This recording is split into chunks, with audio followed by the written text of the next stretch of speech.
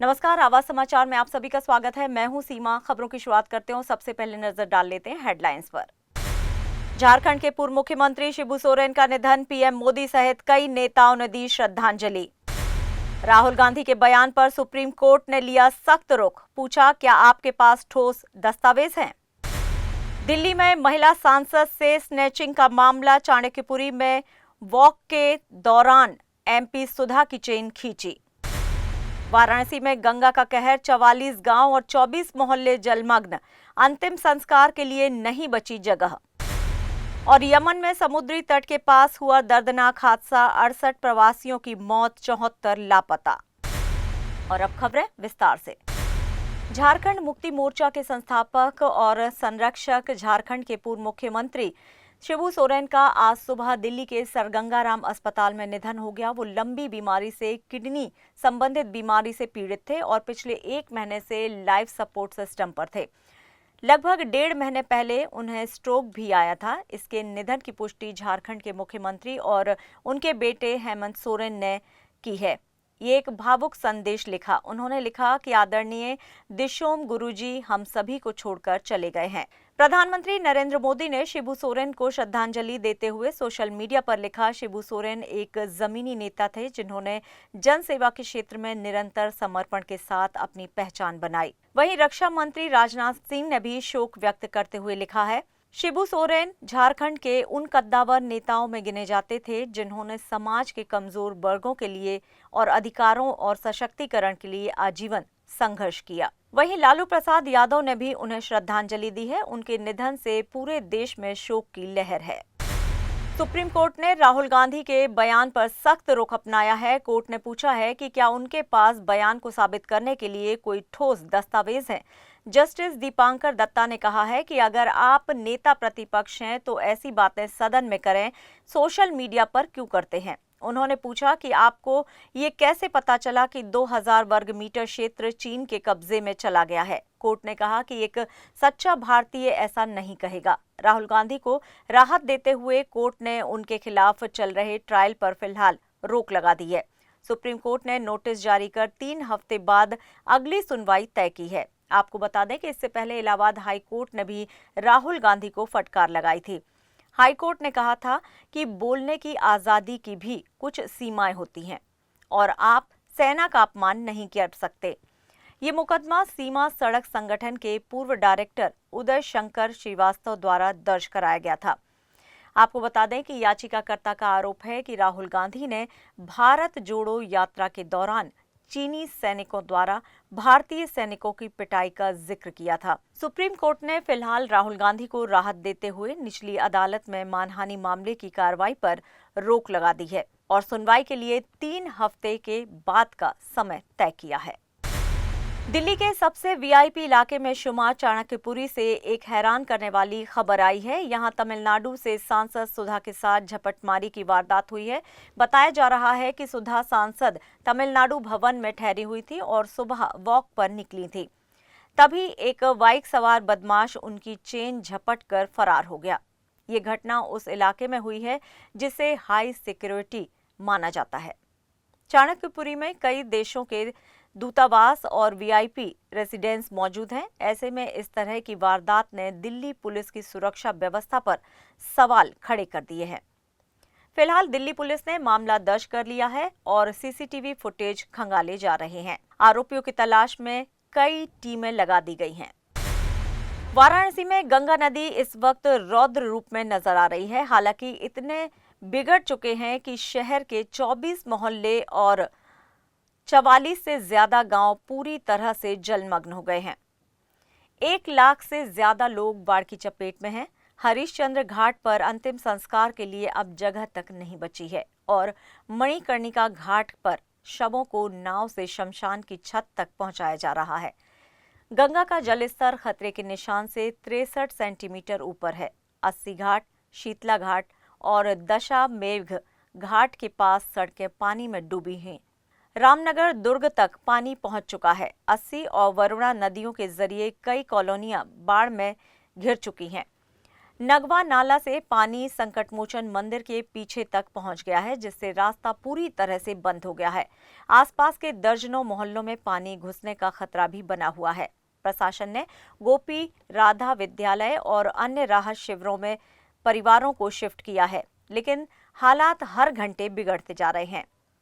सामने घाट तिराहे से लेकर लंका रोड तक गंगा का पानी पहुंच चुका है। सीवर लाइन जाम है और सिंचाई विभाग की टीमें पंप लगाकर कॉलोनियों से पानी निकालने में जुटी हुई हैं। लेकिन सवाल यही है कि इस बाढ़ पर काबू कब मिलेगा।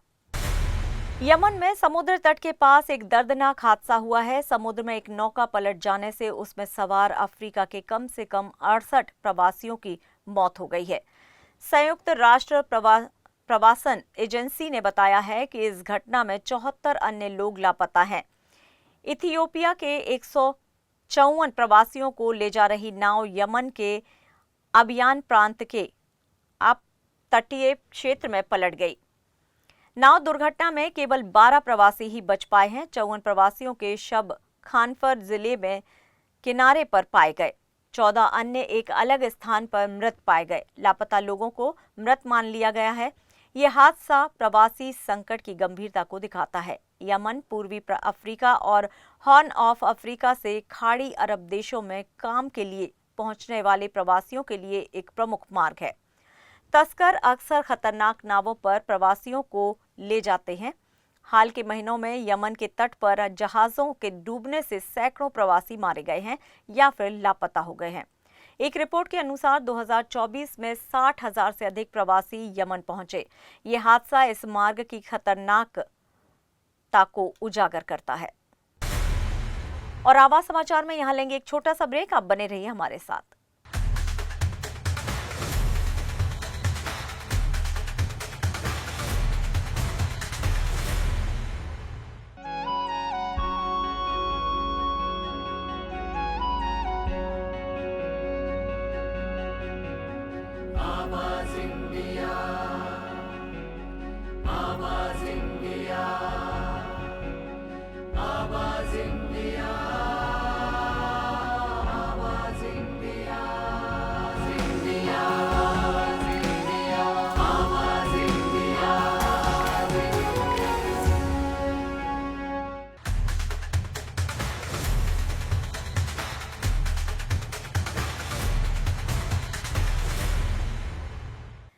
ब्रेक के बाद एक बार फिर से आप सभी का स्वागत है। बढ़ते हैं अपनी अगली खबर की ओर। प्रयागराज में गंगा और यमुना नदियों ने रौद्र रूप धारण कर लिया है। जल स्तर खतरे के निशान को पार कर गया है और करीब 200 गांव और शहर के 7 इलाके पूरी तरह से जलमग्न हो गए हैं। प्रशासन ने राहत और बचाव कार्य तेज कर दिया है। एनडीआरएफ, एसडीआरएफ और क्यूआरटी की टीमें लगातार प्रभावित इलाकों में डटी हुई हैं। लेकिन इन सब के बीच एक वायरल वीडियो ने सबका ध्यान अपनी ओर खींचा है। उत्तर प्रदेश पुलिस के दरोगा चंद्रदीप निषाद के घर में जब गंगा का पानी घुसा तो उन्होंने इसे आपदा नहीं आशीर्वाद माना। वर्दी में ही उन्होंने मां गंगा को फूल और दूध चढ़ाकर नमन किया और कहा, जय गंगा मैया की, मैं धन्य हो गया, मां आप मेरे द्वार आई। वीडियो सोशल मीडिया पर वायरल है। लोग इसे श्रद्धा, आस्था और एहसास की मिसाल बता रहे हैं। उधर गंगा पार और यमुना पार के दर्जनों गांवों में अलर्ट जारी कर दिया गया है। लोगों को सुरक्षित स्थानों पर पहुंचाया जा रहा है। जहां एक ओर बाढ़ ने हजारों लोगों को बेघर किया, वहीं एक दरोगा की श्रद्धा ने ये संदेश दिया, समझो तो मैं गंगा मां हूं, ना समझो तो बहता पानी। मुख्यमंत्री योगी आदित्यनाथ ने रक्षाबंधन के अवसर पर महिलाओं को बड़ा तोहफा दिया है। उन्होंने 8 अगस्त की सुबह से 10 अगस्त की रात्रि 12 बजे तक यूपीएसआरटीसी व नगरीय बस सेवा की बसों में माताओं बहनों को निःशुल्क यात्रा की घोषणा की है। पर्याप्त मात्रा में बसें संचालित करने के निर्देश भी दिए गए हैं। ये सुविधा 3 दिनों के लिए उपलब्ध होगी। इससे महिलाओं को बड़ी राहत मिलेगी। सीएम योगी ने स्वतंत्रता दिवस की तैयारियों को लेकर भी महत्वपूर्ण निर्देश दिए हैं। उन्होंने कहा है कि 14 अगस्त को विभाजन विभीषिका दिवस के अवसर पर तिरंगा यात्रा निकाली जाए और स्कूल कॉलेजों में कार्यक्रम आयोजित किए जाएं। 15 अगस्त को स्वतंत्रता दिवस के अवसर पर भव्य रूप से तिरंगा फहराया जाए और राष्ट्रीय गान गाया जाए। हर घर तिरंगा अभियान के तहत 4 1.60 करोड़ तिरंगों को फहराया जाना है, जिसका कार्य 8 अगस्त तक पूरा कर लिया जाएगा। इसके बाद तिरंगा यात्रा और तिरंगा महोत्सव का आयोजन होगा। राज ठाकरे के भाषण के चंद घंटों बाद ही महाराष्ट्र नवनिर्माण सेना के कार्यकर्ताओं ने रायगढ़ में एक डांस बार में जमकर हंगामा किया। बताया जा रहा है कि एमएनएस चीफ राज ठाकरे ने इलाके में डांस बारों की आलोचना करते हुए कार्रवाई की मांग की थी। उसके तुरंत बाद ही कुछ कार्यकर्ता एक डांस बार में जा घुसे और जमकर तोड़फोड़ कर दी। इस पूरे बवाल का वीडियो सोशल मीडिया पर वायरल हो चुका है। आरोप है कि एमएनएस कार्यकर्ताओं ने कुर्सियां तोड़ी, शीशे फोड़े और बार के कर्मचारियों से बदसलूकी की। अब रायगढ़ पुलिस ने इस मामले में सख्त रुख अपनाते हुए 15 एमएनएस कार्यकर्ताओं के खिलाफ केस दर्ज कर लिया है। इस पर गैरकानूनी तरीके से घुसपैठ, संपत्ति को नुकसान पहुंचाने और सार्वजनिक शांति भंग करने जैसी धाराएं लगाई गई हैं।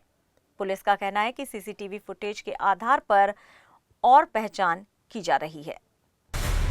तमिल सुपरस्टार और मक्कल निधि मय्यम के प्रमुख कमल हसन ने सनातन धर्म को लेकर विवादित बयान दिया है। चेन्नई में एक कार्यक्रम में उन्होंने कहा है कि शिक्षा ही तानाशाही और सनातन विचारधारा की जंजीरों को तोड़ सकती है। उन्होंने लोगों से केवल शिक्षा को हथियार बनाने की अपील की है। ये बयान सोशल मीडिया पर चर्चा का विषय बन गया है, जहां कुछ लोग उनकी आलोचना कर रहे हैं। इसके अलावा हसन ने नीट पर भी सवाल उठाए। उनका कहना है कि नीट ने 2017 से अब तक कई गरीब और पिछड़े छात्रों को मेडिकल शिक्षा से वंचित कर दिया है। उन्होंने शिक्षा को देश को बदलने का सबसे बड़ा औजार बताया। उनके मुताबिक शिक्षित समाज ही सही और गलत का फैसला कर सकता है। ये बयान राजनीतिक और सामाजिक हलकों में चर्चा का विषय बना हुआ है। भारतीय क्रिकेट कंट्रोल बोर्ड ने उम्र में धोखाधड़ी को रोकने के लिए अपनी मुहिम तेज कर दी है। इसके लिए बोर्ड खिलाड़ियों की जांच के लिए एक बाहरी एजेंसी को नियुक्त करेगा, जो खिलाड़ियों की योग्यता के सत्यापन की जांच करेगा। बीसीसीआई ने इसके लिए आरपीएफ जारी किया है, जिसमें बड़ी और जानी मानी कंपनियों को बोली लगाने के लिए आमंत्रित भी किया गया है। इस एजेंसी के अगस्त के अंत तक स्थापित होने की उम्मीद है। बीसीसीआई का उद्देश्य ज्यादा उम्र के प्लेयर्स के इस प्रणाली में प्रवेश करने की किसी भी संभावना को खत्म करना है। बीसीसीआई ने बोली लगाने वाली कंपनियों या फिर एजेंसियों के लिए कुछ शर्तें भी रखी हैं, जैसे इनके पास फॉर्मों को सत्यापन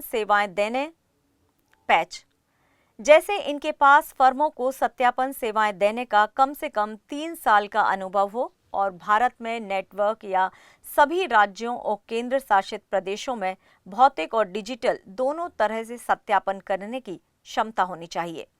एजेंसी को पहचान प्रमाण पत्र, आयु प्रमाण, निवास प्रमाण, शैक्षणिक रिकॉर्ड आदि सहित कई प्रकार के दस्तावेजों को सत्यापित करने की क्षमता प्रदर्शित करनी होगी। अगर कोई भी प्लेयर उम्र में धोखाधड़ी करने का दोषी पाया जाता है तो उसके ऊपर कड़ी कार्रवाई की जाएगी। एक बार फिर अमेरिका के पूर्व राष्ट्रपति डोनाल्ड ट्रंप की सुरक्षा में बड़ी सेंध लग गई है। एक संदिग्ध विमान ने उस इलाके में घुसपैठ कर दी जो नो फ्लाई जोन घोषित किया गया था। घटना के फौरन बाद अमेरिकी वायुसेना के लड़ाकू विमानों ने हरकत में आते हुए उस प्लेन को खदेड़ दिया। ये पूरा मामला उस वक्त का है जब ट्रंप एक पब्लिक इवेंट में मौजूद थे। बताया जा रहा है कि जैसे ही एयर स्पेस में खतरे की आहट मिली, फाइटर जेट तुरंत आसमान में उतारे गए। हालांकि वक्त रहते हालात पर काबू पा लिया गया और किसी तरह की कोई अनहोनी नहीं हुई। ये घटना एक बार फिर अमेरिकी सुरक्षा एजेंसियों को कटघरे में लाकर खड़ा कर रही है, क्योंकि इससे पहले भी ट्रंप पर जानलेवा हमला हो चुका है। अब ऐसे में सवाल ये उठ रहा है कि क्या राष्ट्रपति की सुरक्षा घेरे में कोई बड़ी खामी मौजूद है, और अगर है तो उसे कितनी जल्दी दूर किया जाएगा। फिलहाल आवाज समाचार में इतना ही, लेकिन आप देखते रहिए आवाज इंडिया। नमस्कार।